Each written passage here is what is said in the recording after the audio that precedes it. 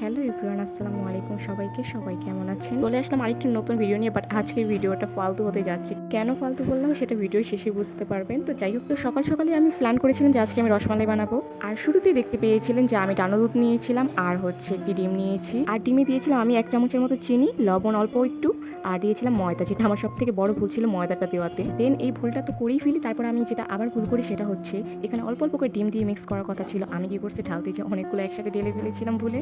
But এতগুলো ভুলও যথেষ্ট ছিল না, আমি আরও কিছু ভুল করি। সেটা হচ্ছে আমি ওখানে আবারও আরেকটু ময়দা দিয়ে দিই, তারপর কিছুক্ষণ ঢেকে রাখি, কিছুক্ষণ রেস্টের জন্য। আমি জানতামও যে এখানে ময়দা দেওয়াটা ঠিক হবে না, আমার উচিত ছিল যে গুঁড়ো দুধ ইউজ করা। বাট অনেকগুলো যেহেতু গুঁড়ো দুধ ইউজ করেছিলাম, তাই ভাবছিলাম যে না, একটু ময়দা দিয়ে এটাকে কভার করার চেষ্টা করি। মানে একটু গুঁড়ো দুধ সেভ করার জন্য যে আমার কি কি ফেস করা লাগে এখন আপনারা দেখতে পারবেন। তো যাই হোক, এখানে আমি একটু প্লেটে তেল মিশিয়ে দিয়েছিলাম যেন একটার সাথে আরেকটা না লেগে যায়। আর এখানে আমি 2টা শেপের রসমালাই রেডি করেছিলাম।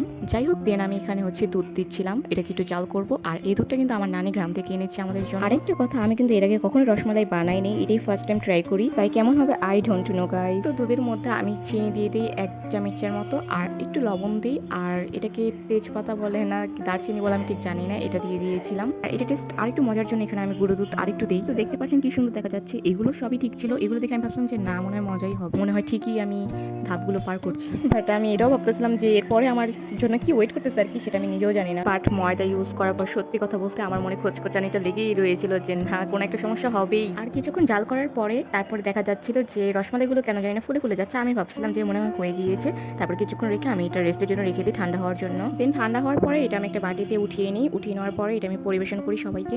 অ্যান্ড এটা কিন্তু আমি ফার্স্ট টাইম বানিয়েছি, যার জন্য এখানে আমার 1000টা ভুল। আর আমি অল্পই বানিয়েছিলাম। তো যাই হোক, ফার্স্টে নানিকে টেস্ট করতে দিই। উনি বলছিল যে মজা হয়েছে, পিঠার মতো নাকি বলে হয়েছে। আর আব্বুকে দেন দেই, আপু বলছিল যে এখানে ময়দা কম হলে আর একটু পারফেক্ট হতো। বাট দুধটা নাকি বলে অনেক ক্রিমি ছিল, অনেক মজা বলে ছিল টেস্টটা। দেন সবাইকে টেস্ট করতে দিই, সবাই বলে যে ময়দার জন্য হচ্ছে টেস্টটা এরকম হয়েছে। যাই হোক, ফার্স্ট টাইম বানিয়েছি অনেক শখ করে। যেহেতু আমার রান্নার হাত এখনো নতুন, এখনো পাকাপাকি হয়নি, তাই রান্নায় একটু ভুল হতেই পারে, তাই না বলে। বাট আমি আরো একদিন কিন্তু এই রসমালাই ট্রাই করবো, তার জন্য ওয়েট করবেন সবাই। মানে আমি একদিন ঠিকই একদম পারফেক্ট ভাবে রসমালাই বানিয়ে দেখাবো আপনাদের সবাইকে।